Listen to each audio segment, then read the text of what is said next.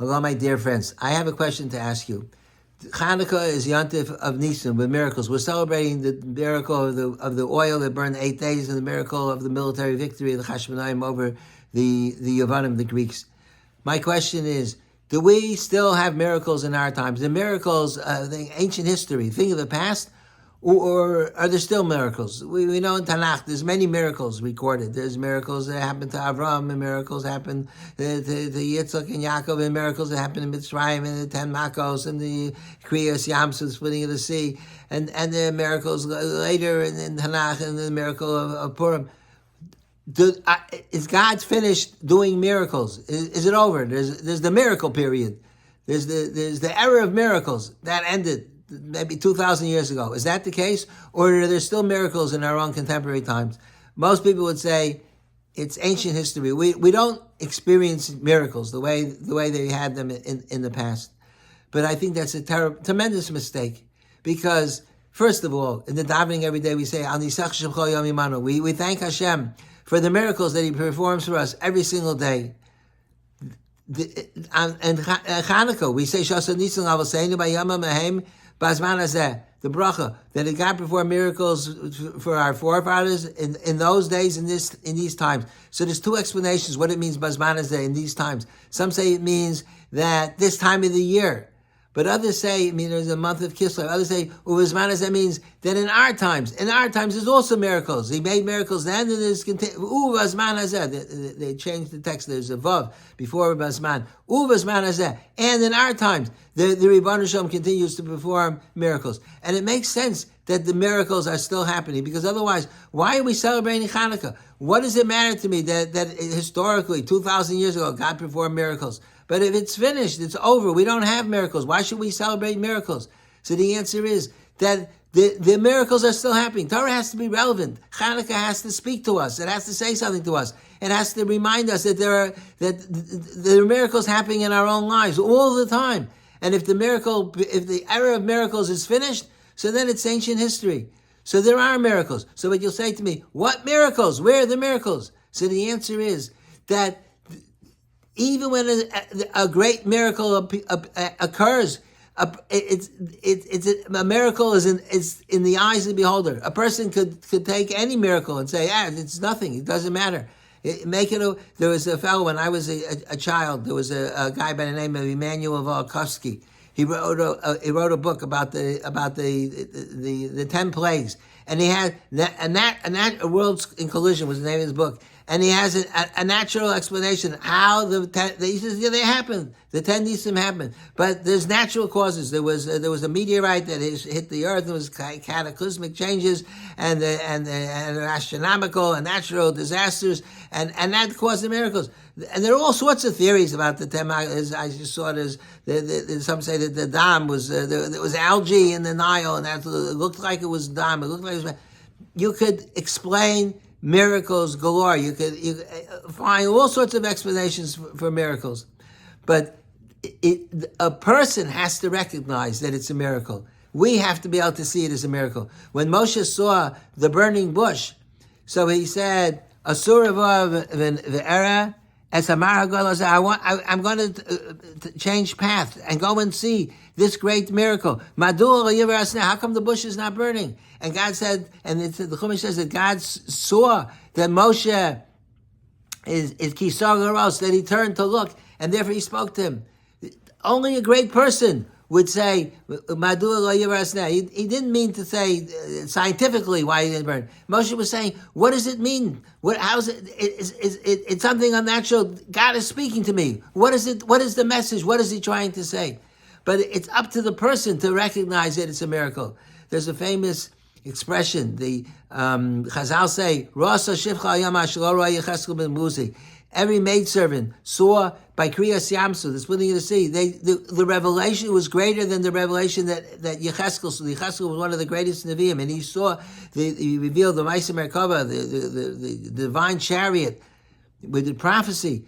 A maidservant saw more than Yecheskel ben Buzi at Kriyas Yamsuf.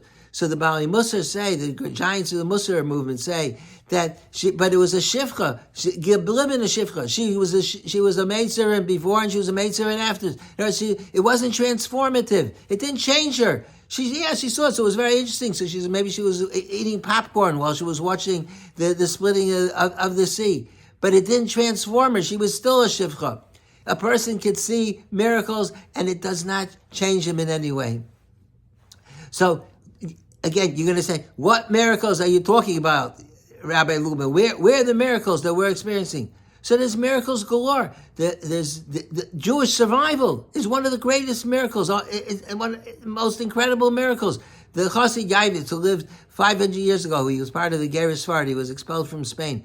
He wrote that the miracle of Jewish survival is greater than the miracles of Yetzias Mitzrayim, greater than the miracle the Jewish people went on Mitzrayim. They went on Mitzrayim, there was a one-time event. But Jewish survival, it's been going on for thousands of years. The Jewish people are the weakest people in the world. They don't have their own country. Wherever they were during the last 2,000 years, they were expelled. They constantly expelled from here, expelled from there, and persecuted. And attacked and assaulted and hated. How did they survive? That is, just look around. The fact that we have Jewish institutions and Jewish communities, that's a tremendous miracle. But it's only a miracle if you see it as a miracle. If you don't see, you say, it's a natural thing. The Chumash says that when there was Kriyas Yamsuf, so there was a Ruach Kadim, there was an eastward wind. So the Mefarshim said, why was there an eastward wind? The Rashbam says, why did God, the wind dried up the sea basin? Why did you need a wind? It was a miracle. So he says, in order there should be room for people to make a mistake. God, even though God performs a miracle, but he doesn't take away a person's bechira, he doesn't take away a person's free will. And if a person wants to explain it and say, the wind dried up the river. I mean, how can a wind dry? Did it ever happen before? Or did it ever happen after? Will it ever happen again? But if a person wants to rationalize and not see the miracle, so if a person wants to not see the miracle of the Jewish survival over 2,000 years in Galus with no country of our own, you say, okay, there's sociological explanations or anthropological or whatever. If you want to be blind, you can be blind, but it's an enormous miracle.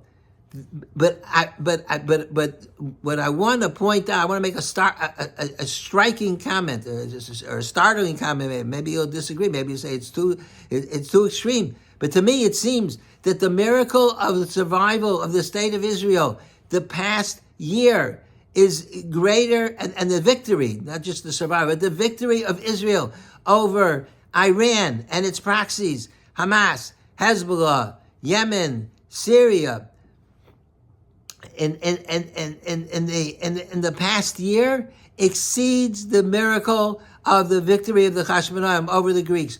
The Greeks, what weapons did they have in their arsenal? Bows and arrows. Okay, so they were more well trained, and there was Rabbi Miyad Matim. There were many more Greek warriors than the Hashmonaim, and it was the Hashmonaim were weak and the Greeks were strong. But it's still, how much power did they have?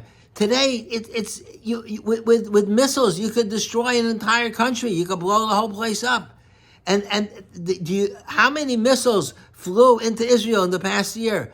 Over 30,000 missiles, and every single missile could have destroyed, could have blown up an entire apartment house. Hundreds of people could have died. Tragically, there were people that were injured and people that died from missiles.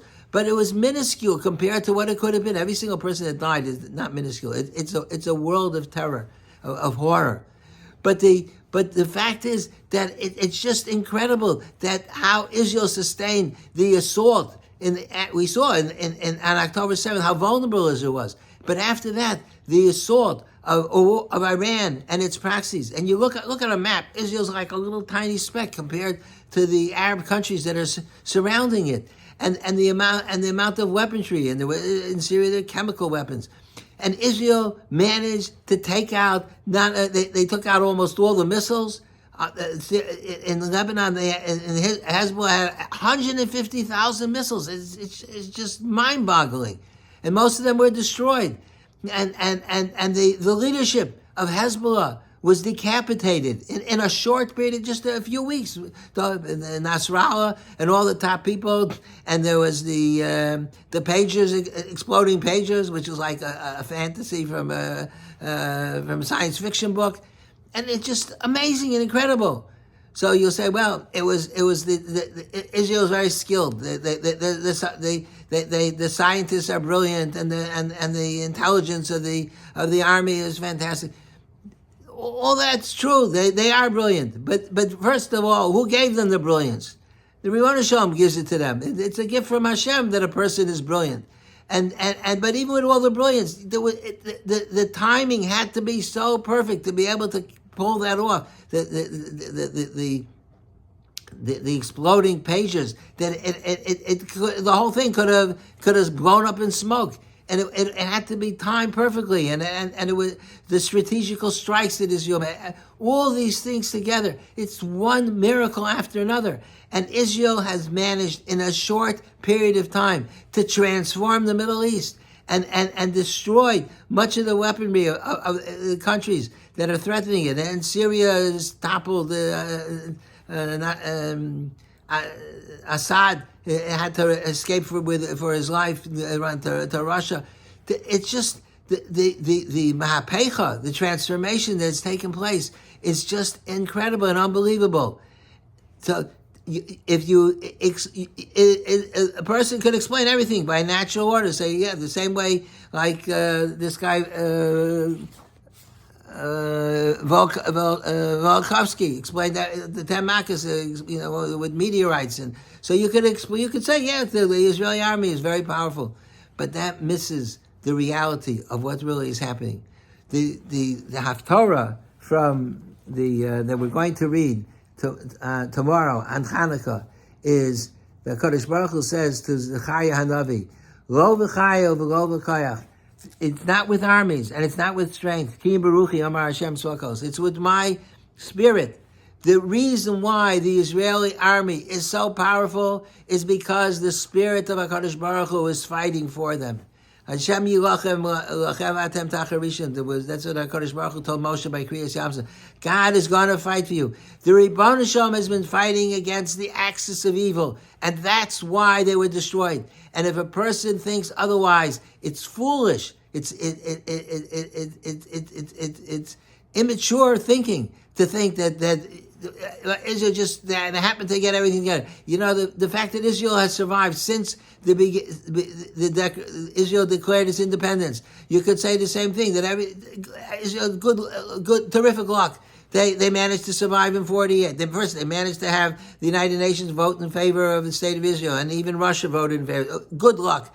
It was just a happenstance. And then the fact that they survived in the War of Independence, and then in 56 in Sinai campaign, and then in 67 the fact that they won the 6-day war in 6 days, and they were able to take out the entire the air force of all the Arab nations in a few hours. That was good luck. And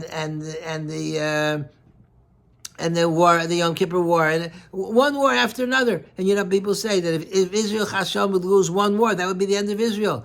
And here Israel's a little tiny country. It's a speck on the map. Look at the map. You see, it's nothing. It's surrounded by. When we talk about it, Al Nisim, Rabim B'Yamatim, Gibor B'Yad Chaloshim, that could have been said, mamish today, about the state of Israel. It's Gibor B'Yad Chaloshim, Rabim B'Yad. Okay, the Israeli army, they're very brave. But they're minuscule. They're tiny compared to the surrounding neighbors and all the weaponry. And Israel, they managed to take out the Air Force now, the Iranian Air Force, and their and their naval capacity, and the poison, the weapons of the gas weapons that Syria have been destroyed. So many things have happened in the past year, and all you needed is that the timing wouldn't have been perfect, and things would have gotten through, and things would the same way that there was the breach of Israel October 7th a year ago. It could have happened over and over again, but the reason why it did not is because It's lo v'chaya v'lo v'koyach. It's not the army that matters, and it's not the strength that matters. It's Baruchi. It's the spirit of HaKadosh Baruch Hu. And that's what we've been witnessing the past year. The Maharal says the reason why there were two miracles on Chanukah. There was the miracle of lighting the menorah and the miracle of the Chashmonaim is because there were people, when they saw the Chashmonaim victorious, they thought, you know why they were victorious? Because they were brilliant soldiers and because they were very brave and they're courageous. So the Rebbeinu Shem wanted to show, no, that it was a nace, just like the miracle of the menorah. You can't explain it away that way. That it burned for 8 days. So the same way that was a nace, the menorah, so it was a nace also, the military victory. And the same thing is true today. It's mamish. When you say the bracha, ubezman hazeh, that's what we have to think about this year. This is what we're watching the miracles taking place in our time, the same way that there were miracles 2,000 years ago. And the Chashmonaim were victorious over the super powerful Yevanim. So the Israel, even though it's true they have the brilliant scientists and intelligence and planning and generals and soldiers are everything is true, but doesn't make a difference. It could have all gone awry, and that one thing after another kept them falling into. I remember Iran shot 300. They wanted to retaliate against Israel Pesach time. They shot 300 missiles at one time, which again would overwhelm the Israeli defense system. Not one landed in Israel. Statistically, it never happened that way. It's incredible because the missiles always get through defense systems, but it didn't. They didn't. So everything a person can keep on saying over and over again. Yeah, it's good luck, and it happened, and it's not a miracle. But that is foolish. It's infantile. That Ribono Shel Olam is revealing Himself to us, and we have to the same way that the miracles took place in the time of Chanukah. So I'll say it again. I think that the miracles that are taking place now in the past year have just been the most incredible nisim that we have witnessed in our lifetimes and maybe in Jewish history, because it's just unbelievable that Israel has managed to accomplish something. It's not Israel. It's the Ribono Shel Olam. It's lo v'chaya v'lo v'koach ki baruchi amar Hashem tzvos, and that's what we're celebrating on the Yantiv of Chanukah. It's not only the miracles Shas Nisim Lavel Seinu, but it's also Bazman Hazeh. It's miracles that are taking place contemporaneously, in a contemporary way in our own lives as well. Thank you for listening, and have a wonderful Shabbos and happy Chanukah.